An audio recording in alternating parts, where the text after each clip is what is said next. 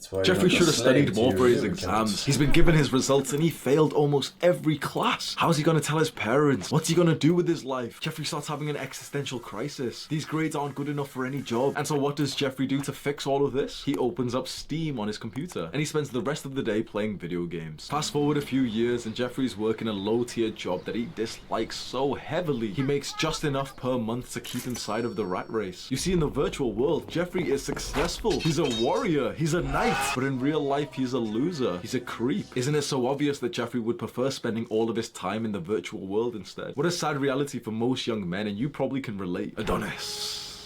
Adonis has built up a fantastic life through hard work, discipline, and consistency. Adonis was promoted to become the tribe leader. That level of responsibility and leadership feels so incredibly fulfilling to him. Adonis lives the ultimate male life. He lives the life that all men, whether or not they have the confidence to admit it, actually want. And that's because Adonis reserved all of his brain power, his energy, and his time for his accomplishments in the real world. Adonis has noticed more and more young men being consumed by these weird rectangle screens. It's strange. Why do they grind in these video games when they could grind in real life? You and I both know it's an absolute fact that video games attract losers. The truth is that something has to be lacking in your real life to be sucked into video games. Now take a second. The majority of video games are targeted towards the young male population. What do the majority of young men in schools, colleges, universities, or low-end jobs, what do they lack? They lack intimacy, love, sex, relationships. They lack status. They lack a feeling of brotherhood and connectivity and friends. And they lack feelings of accomplishment, feeling successful. Video games offer all four of these things in a very quick manner. These things that young men want can take years, even decades to get. But in a video game, in the virtual world, you can get feelings of these in just a few hours. Do this right now. Use your empathy to really feel what like a young man, like some 18-year-old man, feels when he's drawn into video games. He feels inadequate in the real world, like things are missing. But then he's offered this virtual world where he can get everything so quickly. And so he plays the game and he plays for a few hours and it feels so addictive. His dopamine's being spiked and he feels so happy and he feels so proud and so excited. He spends 3, 4, 5 hours playing this video game, and now when he logs off for the day, his life is kind of worse. He just spent 5 hours sat down on his crusty black computer chair. He ate shit food like snacks whilst he was gaming. He had important work to do which he's procrastinated on. Now technically all of those negative things should really make him feel so motivated to say, okay, I'm not going to play video games, I'm going to focus on the real world. But what seems to happen to a big percentage of men is that those extra pressures, like, oh, they've procrastinated from their work today, actually draws them back to the video game because it's so comfortable, till eventually his life in the virtual world is so much better than his life in the real world. In the video game, he's a dragon slayer. He has a clan of people who rely on him. But in the real world, he works a shitty job and he doesn't like his life. So it can be so easy for this young man to just start spending all of his time in the virtual world. And this is probably what you've experienced yourself, because we're talking about this young man, but the young man is you. The young man is me. When you put a face on the consequences of video games, it starts to get quite dark because you realize that the motivation that you've had to achieve something with your life, to level up, to get ready to become a father, to provide and protect for your family, that motivation has been stripped away from you and redirected into video games. And the Jeffreys around you will try and convince you that, no, you're the problem. It's your fault that you get addicted to them. They've been made to be addictive. It isn't your fault that you're addicted to video games because they've been carefully designed to be addictive. You're the victim here. And then the Jeffreys might say, oh, well, if you just play 1 hour a day, then it's okay. It's never 1 hour. Come on, if you've been a video gamer, you know 1 hour is not enough. You know that it takes like 5-10 minutes to even like get inside, like get into the game. And you have to wait 20 minutes for your dumbass friend who's making food. No one is playing 1 hour a day. Answer this question right now. Do you want to become successful? Because if you do, there's one thing that you really need to start implementing. Long-term thinking. Don't think about the outcome of just today. Think about where your life will be 5-10 years down the line when you make that decision. Visualize yourself quitting video games and see where the trajectory of your life would go. It would change so significantly. You would save so much time, but also like mental energy to put in more productive things. Now visualize. I can listen to this guy.